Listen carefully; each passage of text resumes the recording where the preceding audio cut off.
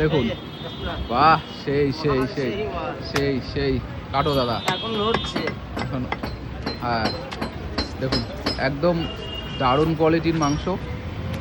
খাসিটা কিন্তু খুব বড় ছিল, বড় মাল। আর 16-17 কেজি ওজনের খাসি ছিল দেখুন। আর এরকম খাসি কিন্তু খেতে ভালো লাগে, বেশ বিরিয়ানির সাথে খুব কিন্তু ভালো যায়, ভালো হয়, ভালো হয় দেখুন। আর বাপিদা সুন্দর করে কাটিং করে দিচ্ছে।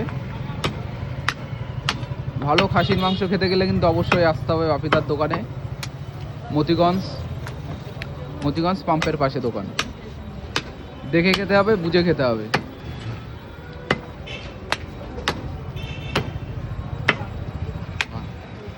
সুন্দর।